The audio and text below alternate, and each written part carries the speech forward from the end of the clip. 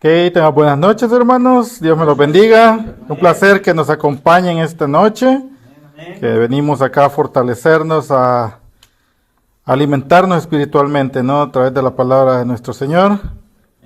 Y pues, qué gusto que nos acompañe, que pueda hacer este pequeño espacio en su apretada agenda, hermano Daniel. Gracias por acompañarnos. Y pues, vamos a estar estudiando el tercer capítulo del Evangelio de Juan, ¿verdad? Y vamos a hablar un tema muy, vamos a decirlo, controversial, polémico, o en algunos momentos podría ser hasta incomprendido, que es referente al nuevo nacimiento.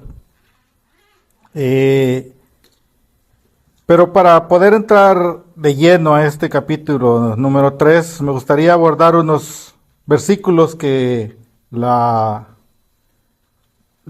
exposición anterior de nuestro hermano fue hermano Rigo, tocó, ¿verdad? Y quedaron unos sin abordarlos. Pero primero vamos a orar y a dedicar este tiempo a nuestro Señor.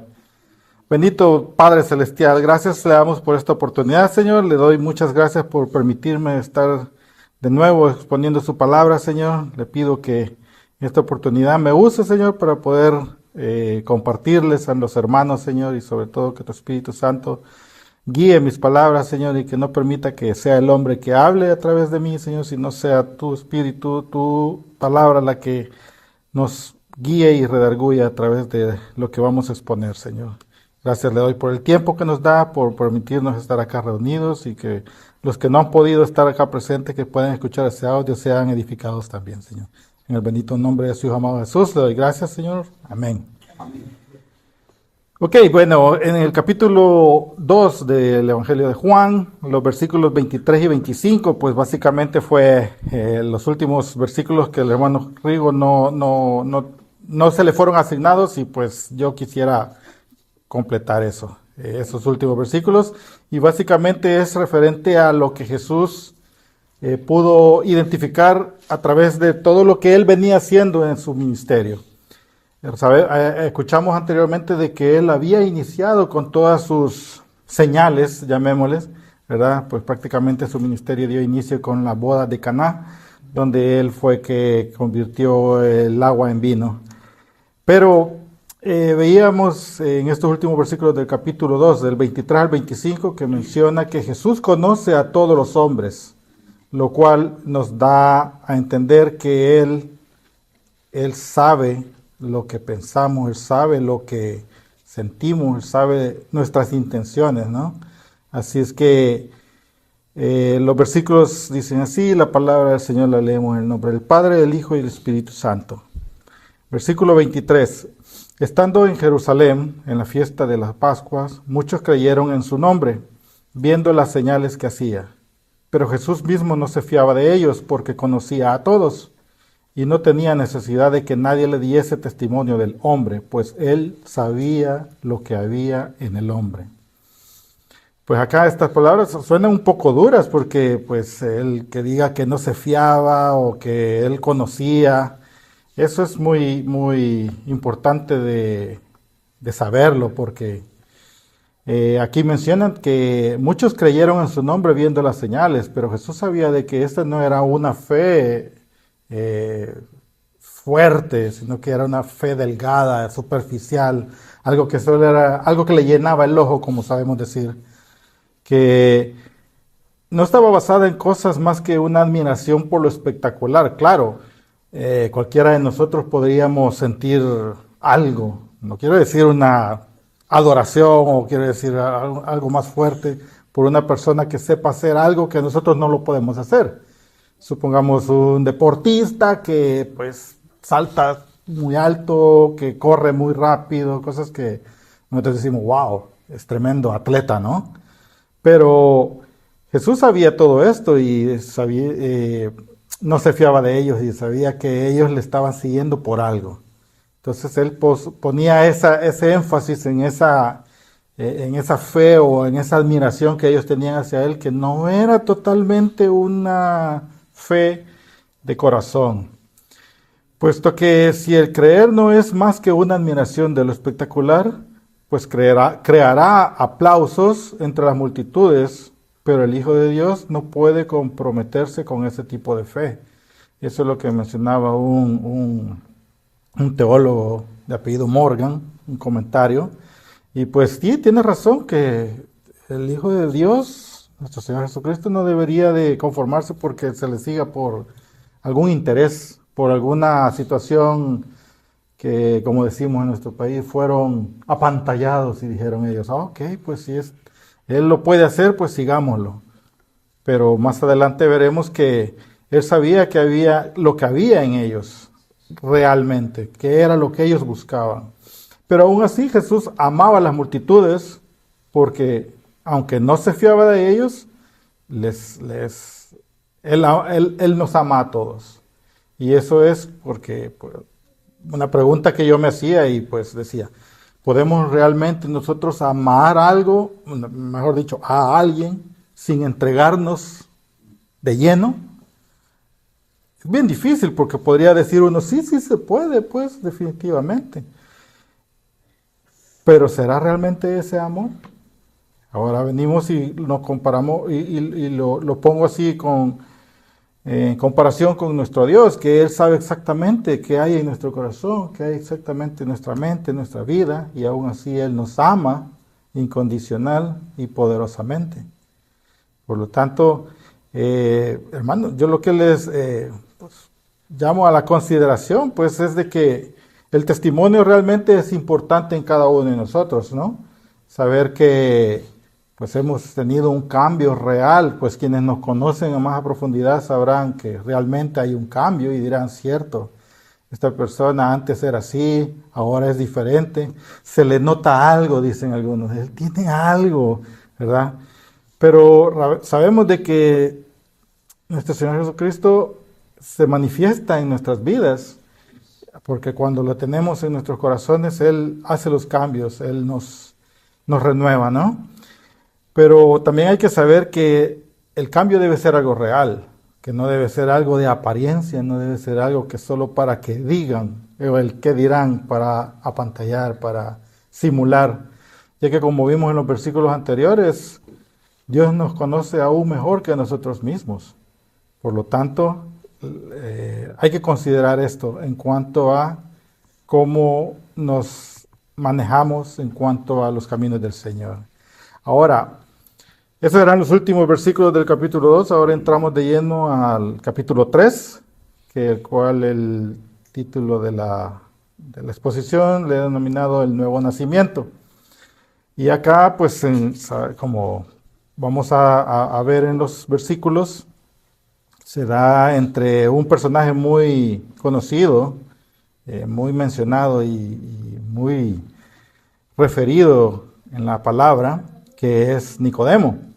Pero entremos a los primeros 3 versículos. Juan 3, capítulo 3, del versículo 1 al 3. Había un hombre de los fariseos que se llamaba Nicodemo, un principal entre los judíos. Este vino a Jesús de noche y le dijo, Rabí, sabemos que has venido de Dios como maestro, porque nadie puede hacer estas señales que tú haces, si no está Dios con él. Respondió Jesús y le dijo, de cierto te digo que el que no naciere de nuevo no puede ver el reino de Dios. Ahora, vemos que Nicodemo era una persona muy relevante, ¿no? Era una persona con mucho poder. Era uno de los que, si hacemos relación con las personas a las cuales el capítulo 2, al final de los versículos, menciona que son todas las personas que se impresionaban por las señales que él hacía. Él era uno de ellos, porque, como sabrán, como fariseos, ellos estaban pendientes de todos los sucesos que se desarrollaban en el pueblo, ¿no? Y entonces ellos estaban al pendiente y le estaban dando seguimiento a lo que era el fenómeno Jesús en aquel entonces, porque hacer señales, el pueblo siguiéndoles, generó bastante, mucha atención de los judíos Entonces él estaba ahí como pendiente y pues quería saber. Él pertenecía al Sanedrín, era un religioso de los fariseos, educado, con un nombre griego y con mucha influencia. Era un gobernante, él tenía mucho poder. Así que él vino a Jesús como representante de todos los hombres, porque él, al ser un gobernante, él tenía la autoridad de la palabra para tomar decisiones. Y entre los cuales él se sentía, bueno, la ley le otorgaba la representación del pueblo. Por lo tanto, él se acercó a Jesús, pero lo extraño es que yo cuando leía decía, este vino a Jesús de noche, preguntándome por qué vino Nicodemo de noche. Entonces, algún comentario que leía por ahí, algún teólogo decía que probablemente era muy tímido y no quería molestar o interrumpir a Jesús durante sus jornadas de día. Probablemente quería una entrevista con Jesús sin interrupciones y era el mejor momento para hacerlo. Sin embargo, conociendo un poco más de cómo se llevaba a cabo, se desarrollaba toda la sociedad, muy probablemente que Nicodemo no quería ser relacionado con Jesús, no quería que se le viera junto con él porque pues Jesús no era bien visto por los fariseos. Sin embargo, podría generar una especie de controversia si el pueblo lo veía acercándosele a Jesús. Entonces, seguimos en los versículos donde menciona que le dice Nicodemo que sabemos que vienes de Dios, porque nadie puede hacer estas señales que tú haces si no está Dios con él. Ahora, otra pregunta que me hacía, ¿es verdad la declaración de Nicodemo que solo las personas que tienen a Dios con él pueden hacer señales? Y también decía, ¿será que nadie que no tiene a Dios puede hacer señales milagrosas? Y pues averiguando un poco sobre esto, si el hermano Julio me ayuda con una cita, sí. En la segunda de Tesalonicenses 2:9, y hermano Marcelino me ayuda con Apocalipsis 13 y 14, por favor, porque vamos a ver una pequeña respuesta a esta interrogante. ¿Lo tiene, hermano? Apocalipsis 13, 14. Sí, correcto.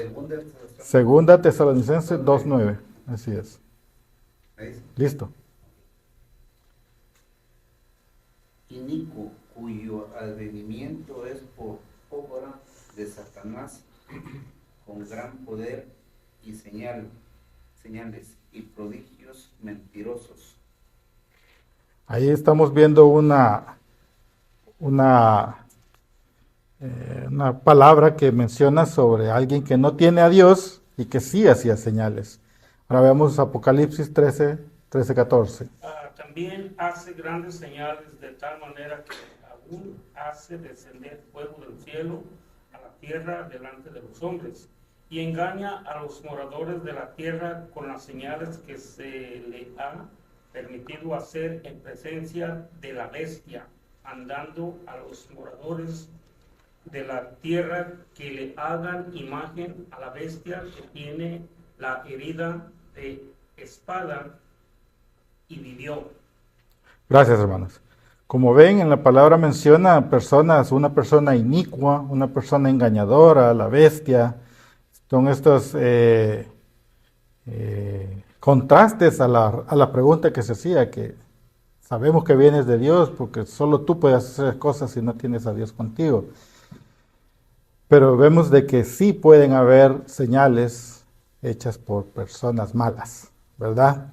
Entonces ahora aquí es donde pues, me venía a la mente y considerar tener mucho cuidado con creer solamente por eventos asombrosos, porque nosotros como hijos de Dios, cristianos, tenemos que tener ese discernimiento divino a través de la palabra para poder tomar decisiones correctas, ¿no? Para no dejarnos embaucar o engañar por esos eventos asombrosos que puedan surgir, que sabemos que van a haber Y eso es peligroso en estos tiempos, que sabemos que van a haber esas señales y que pueden llegar a confundir inclusive a los más que se consideren más firmes en la palabra. Por lo tanto, estar atentos, pendientes y apegados a la palabra. Continuando, pues, menciona Jesús que le decía a Nicodemo, el que no naciera de nuevo no puede ver el reino de Dios. Esta respuesta de Jesús a Nicodemo como que le pone un jaque mate a lo que él pensaba en ese tiempo, porque ya saben que ellos son el pueblo de Dios, ¿no? Entonces, ellos creían que su identidad racial les aseguraba ya el reino de Dios. Eso era lo que se les enseñaba en aquel entonces, de que solo por haber nacido, ser judíos, ellos ya poseían el reino de Dios. Pero Jesús deja en claro que el nacimiento original del hombre no le asegura el reino. Únicamente el nacer de nuevo les da esa seguridad. Bueno, nos da esa seguridad. Pero quería que él lo entendiera. Porque en aquellos tiempos se le enseñaba a los judíos que porque descendían de Abraham, automáticamente tenían el cielo asegurado. Es más, algunos rabinos, bueno, esto pues otro comentario que leía por ahí, de que algunos mencionan que algunos rabinos, a través de la enseñanza generacional, mencionaban que Abraham resguardaba las puertas del infierno para asegurarse de que ninguno de sus descendientes por accidente fuera a parar por ahí. Entonces, ahí donde nos damos cuenta de cómo se iba desviando realmente la condición del pueblo judío, de que ellos siempre arriba de todo, por simplemente haber nacido en el pueblo de Dios. Entonces, sabemos que ellos tienen ya una promesa, ¿no? Pero no depende, no es solamente, pues yo he nacido de judíos y pues yo aquí no hago nada porque ya estoy salvo, ¿no? Pero sabemos que lastimosamente no es así. Porque la mayoría de judíos en aquel tiempo buscaban que el Mesías trajera un nuevo mundo, en el que los judíos serían los mejores, que hasta la fecha los judíos han sido muy señalados o autoproclamados como superiores, ¿no? Pero eso es en la actualidad con una desviación o una confusión que ha habido en la interpretación de la palabra. Sin embargo, más adelante veremos cómo es que realmente el nuevo nacimiento se da y cómo es que se asegura estar en presencia de Dios en el cielo. Más adelante vemos que en el versículo 4 Nicodemo le dijo, ¿cómo puede un hombre nacer siendo viejo? ¿Puede acaso entrar por segunda vez en el vientre de su madre y nacer? Pues esa es una pregunta como, yo más creo que la hizo como un poco sarcástica. Nicodemo, ¿cómo va a ser posible que volvamos a pasar por ahí de nuevo y ya siendo grande, ¿no? Pues probablemente quizás no fue por ignorancia, sino que pues probablemente fue como, ok, como, explícame un poquito más, ¿será como hacer un cambio total de lo que hemos hecho? Que lo que ya hicimos no cuenta y de aquí en adelante sí cuenta. O como podría decir, no creo que sea posible porque no se le pueden enseñar trucos nuevos a un perro viejo, dice. Así es que en ese sentido las preguntas podrían haber sido dirigidas de parte de Nicodemo. Pero definitivamente Nicodemo no entendió. Eso es lo que se enfatiza en estos versículos porque definitivamente él trataba de que Jesús le explicara con arrocitos y con figuritas de manera que él pudiera entenderlo.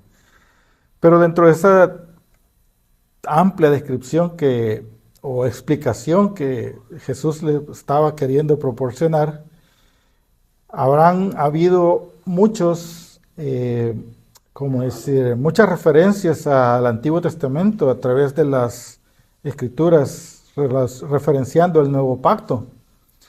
Tenemos muchas, bueno, algunas citas que se encontraron por ahí que mencionan Deuteronomio capítulo 30, Jeremías 23 del 1 al 8, el mismo Jeremías del 31, capítulo 31, capítulo 32, Ezequiel, versículos, capítulo 11, capítulo 36, 37, muchas referencias, que lo cual que hacen todos estos citas que acabo de mencionar es hablar de la promesa en el nuevo pacto, lo cual menciona básicamente, haciendo como una especie de resumen de lo que se trata en esas citas, es la reunificación de Israel, la limpieza y transformación espiritual del pueblo de Dios y el reino del Mesías sobre Israel y el mundo entero.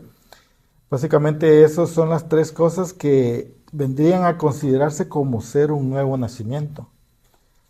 Hablando de los primeros aspectos que se enseñaban en cuanto en la sociedad judía, que los dos primeros aspectos ya habían sido cumplidos, digamos, que solo les faltaba uno, que era, bueno, los primeros dos, uno es la reunificación de Israel, que básicamente ellos creían que el pueblo ya había sido reunificado, porque si se recuerdan ellos, el pueblo de Israel fue esparcido en múltiples ocasiones debido a su rebeldía, ¿no? Pero que ya había sido reunificado, por lo menos en parte, por lo menos la mejor parte, dicen algunos, que del pueblo de Israel, después de haber sido exiliado por el pueblo babilónico. Pero también veían fuertes cambios espirituales. Como fariseos, ellos eran como los referentes, que ellos habían sido los más idóneos o los más selectos en cuanto a un cambio espiritual, transformación, y creían que ya habían tenido ese criterio cumplido. Entonces ahorita lo único que les faltaba a ellos era que el Mesías llegara. Y esto es por esto que la declaración de Jesús sobre un nuevo nacimiento le pareció tan extraña a Nicodemo, porque él decía, ya pues solo me falta el Mesías, ya tenemos la reunificación de Israel, ya tenemos una transformación en nuestras vidas, esperemos al Mesías. Pero tristemente, como sabemos, aún ellos lo siguen esperando. Pero nosotros sabemos que el Mesías ya vino.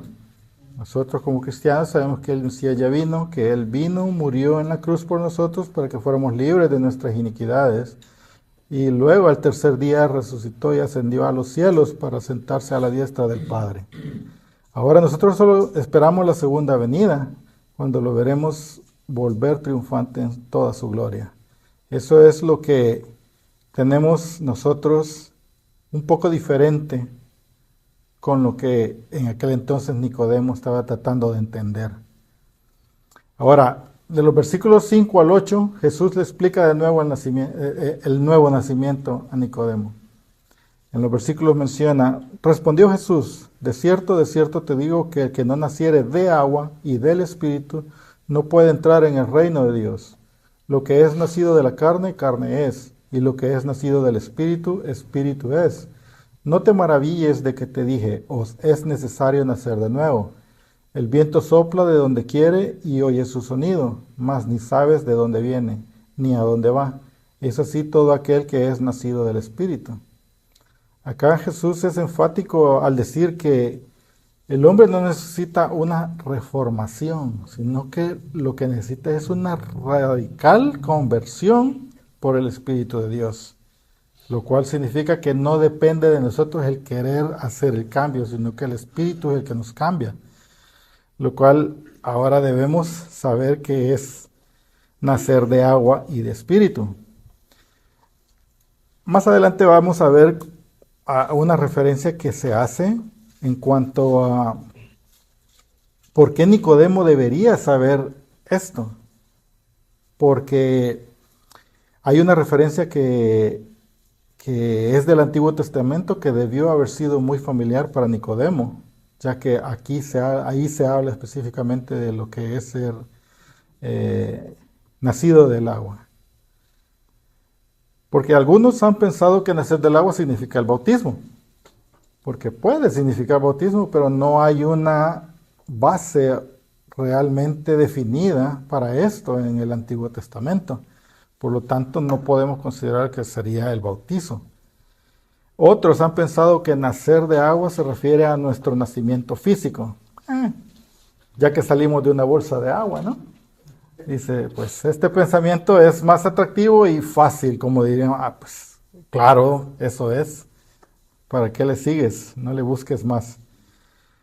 Sin embargo, pues este tiene más relación con lo que es nacido de la carne, carne es, ¿no? O sea, es por el otro lado, no es lo del agua. Entonces, aquí pues como que tampoco es lo más adecuado.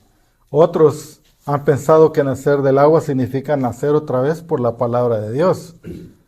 Porque en otros pasajes de la escritura, el agua representa la palabra. Somos lavados por el agua de la palabra. Hermano Daniel, ¿me regala una cita, por favor? Efesios 5:26. Efesios 5:26.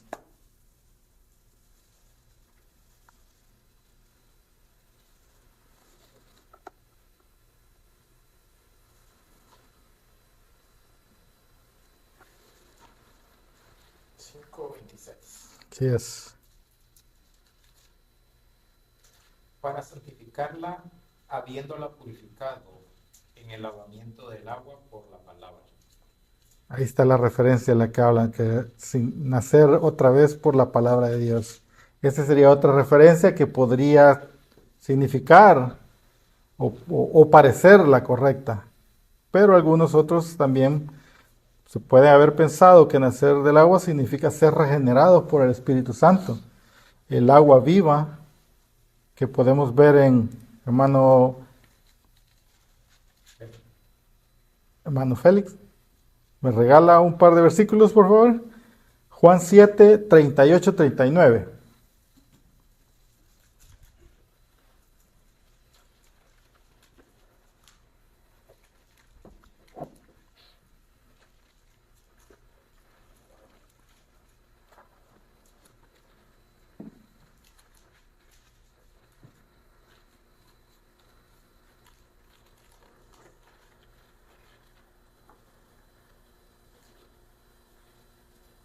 El que cree en mí, como dice la Escritura, de su interior correrán ríos de agua viva.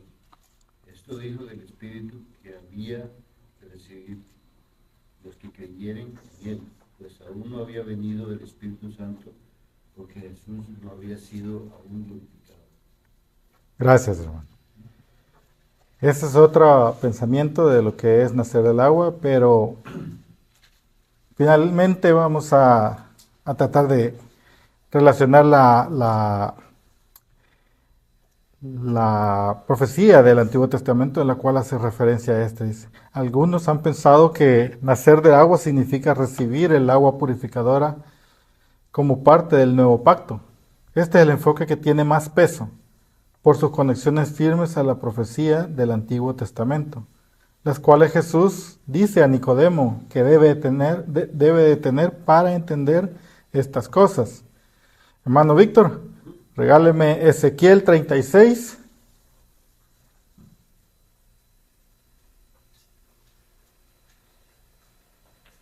(25-28).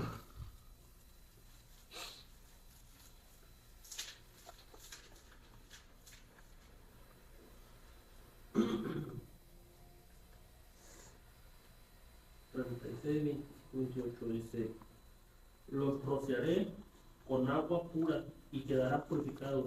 Los limpiaré de todas sus impurezas e idolatrías. Les daré un nuevo corazón y les infundiré un espíritu nuevo. Les quitaré ese corazón de piedra que ahora tienen y les pondré un corazón de carne. Infundiré mi espíritu en ustedes y haré que sigan mis preceptos y obedezcan mis leyes. Vivirán en la tierra que les di a sus antepasados y ustedes serán mi pueblo y yo seré su Dios. Gracias, hermano. Tremendo, ¿no? Esta es básicamente la descripción de un cambio radical. De pasar de tener un corazón de piedra a uno de carne. Dejar idolatrías, dejar todas esas cosas vanas y pues seguir a nuestro Dios. Eso era lo que Nicodemo debía saber. Nicodemo debía haber recordado cuando escuchó esas palabras de Jesús.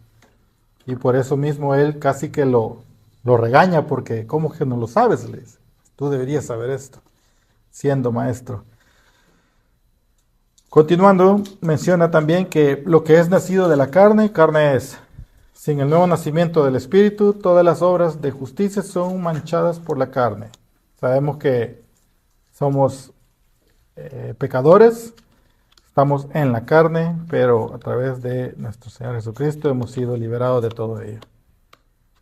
Sin embargo, todo lo que un hombre dirigido por el Espíritu hace puede ser agradable a Dios. Esto es muy importante, que aun y cuando siendo pecadores, pero siendo dirigidos por el Espíritu, podemos agradar a Dios. Y eso tenerlo en cuenta, que en lugar de cambiar, de desviarnos, cuando creemos que hemos fallado y no podemos ser perdonados, es importante saber que tenemos un Dios misericordioso, que Él está dispuesto a perdonar nuestras faltas. Más adelante menciona Jesús que le dice a Nicodemo: no te maravilles que te dije, os es necesario nacer de nuevo. Una vez más, Nicodemo se maravilló con estas declaraciones, porque él, como la mayoría de los judíos en su tiempo, creía que ya tenía la transformación interna prometida en el nuevo pacto. Pero Jesús enfatiza y le recalca que él debe darse cuenta que no la tiene, que él no ha nacido de nuevo. Y eso Jesús lo sabe sin que nadie se lo diga. Y eso es lo que mencionábamos en los versículos del capítulo anterior, que él conoce a la gente, conoce a las personas. Ahora, no debemos olvidar quién es Nicodemo. Era un líder religioso, un fariseo, conocedor de la palabra, con una apariencia externa, podríamos decir, impecable, pulcra, intachable, y que él ya estaba transformado hacia Dios, que él ya tenía prácticamente todos los requisitos para ser bendecido, todo para ser de los escogidos por el pueblo de Dios. Ya sabemos que ellos se tenían en muy alta estima, ellos. Y pues Nicodemo, a través de estas palabras, él comenzaba a darse cuenta de que debía nacer de nuevo. Imagínense él, que tenía un alto rango de gobernabilidad, que tenía mucho poder en la sociedad, necesitaba nacer de nuevo. Ahora la pregunta sería, imagínense uno que es de a pie, como decimos, también necesitamos hacerlo, ¿no? Así es que es muy importante considerar esto, de que no solo porque la apariencia de este representante de los altos niveles de la sociedad, aparentemente él era ya una persona que necesitaba nacer de nuevo. También nosotros debemos considerarlo.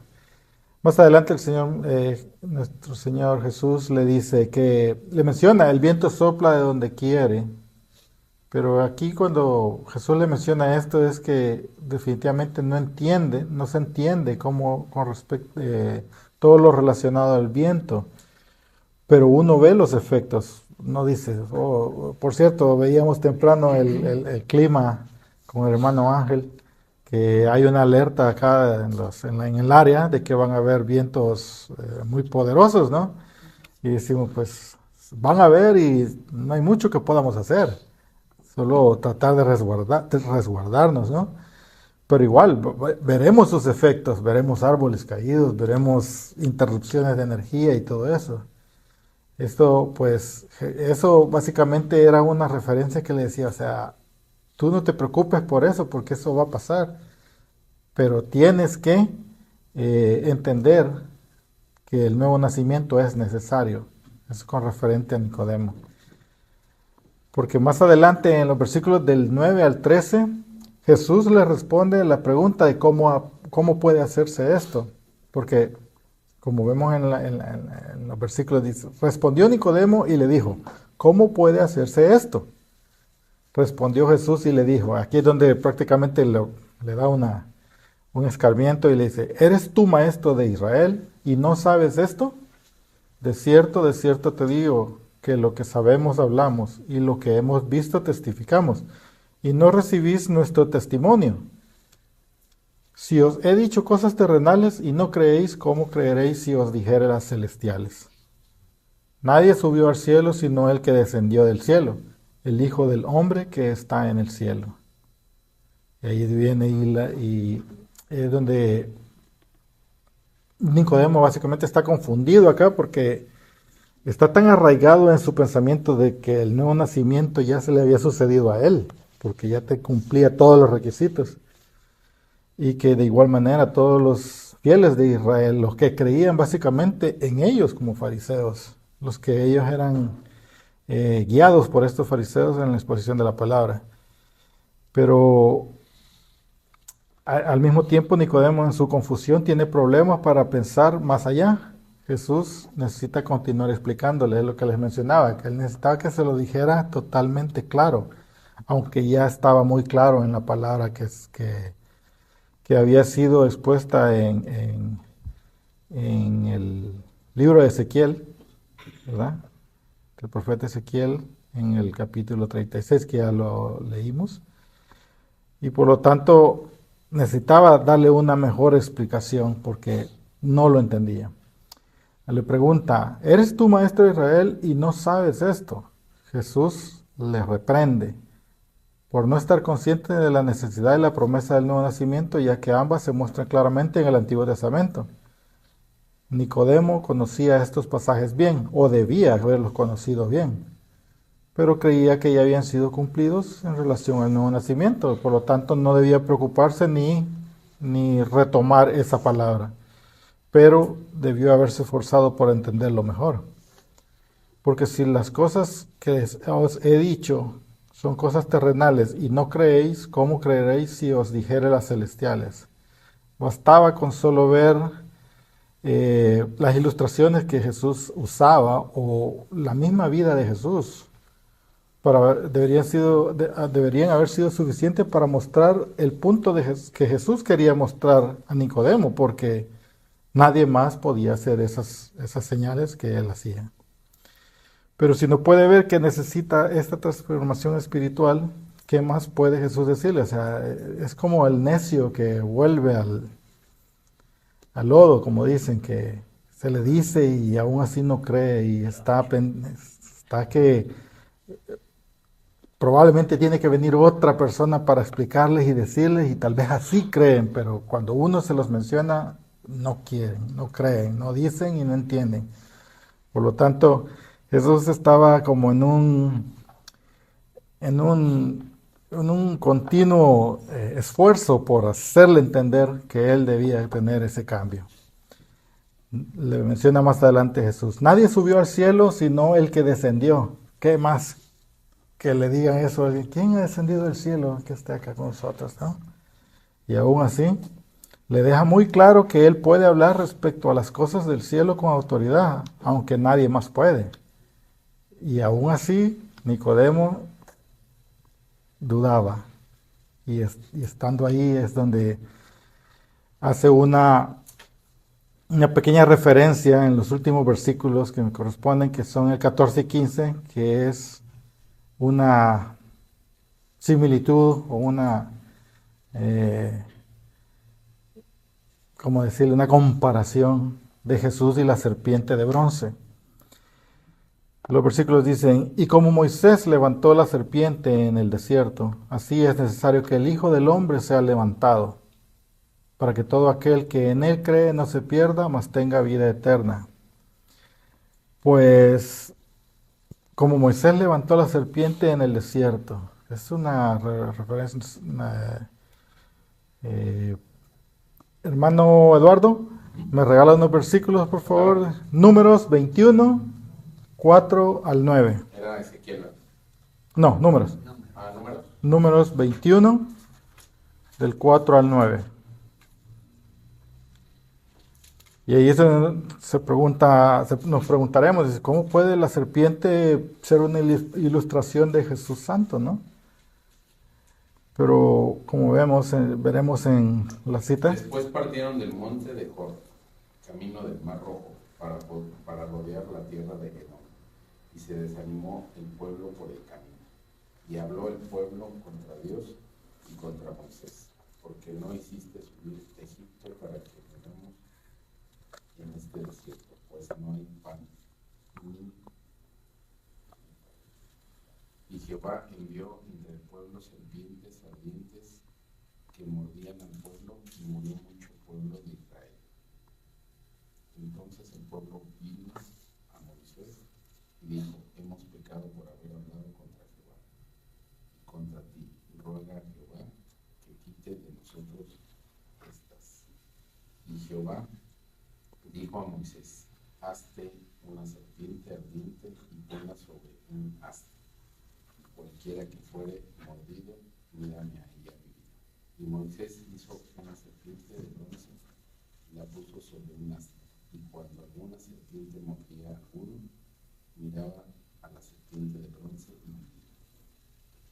Gracias, hermano. Como sabemos, las serpientes en la Biblia son usadas como ilustración del mal, ¿no? Bueno, tenemos un par de referencias de Génesis y de Apocalipsis. Sin embargo, la serpiente en este capítulo que el hermano nos leyó era de bronce. Eso es muy importante. Y en la Biblia el bronce se asocia con juicio, porque el bronce debe ser hecho pasado por fuego de juicio.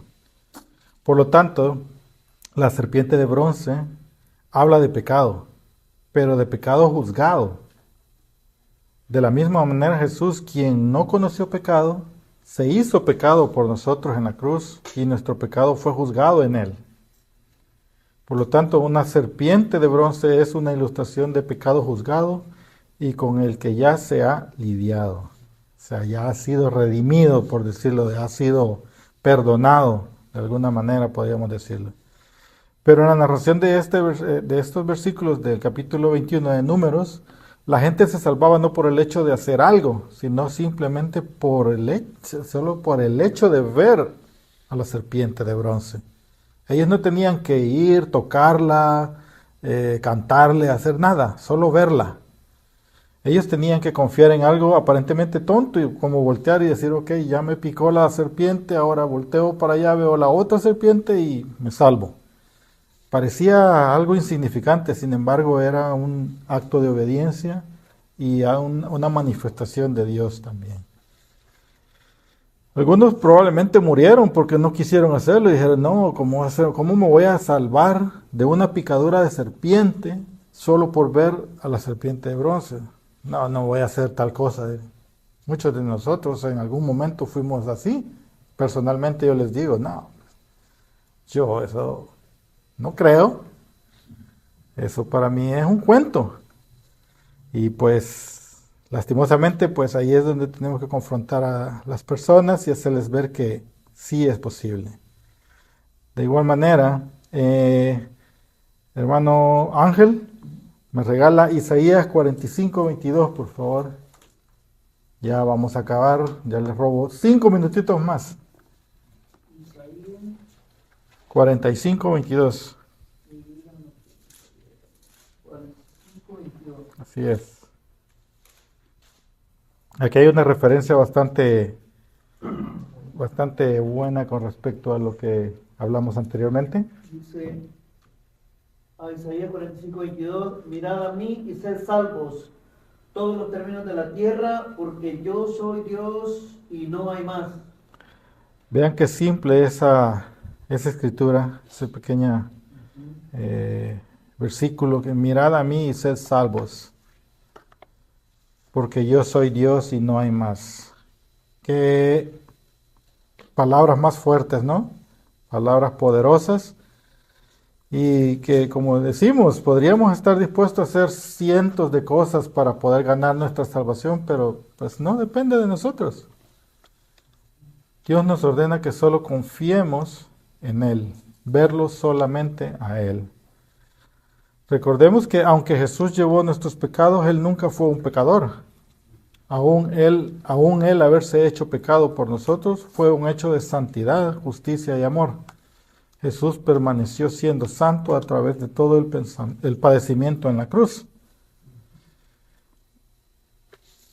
Más adelante menciona que también él fue levantado, que es un término que se utilizó para describir la crucifixión y la ascensión, ¿no? Son dos momentos que hay unas referencias en Juan 12:32 y en Hechos 2:33, pero por cuestión de tiempo no lo vamos a tocar.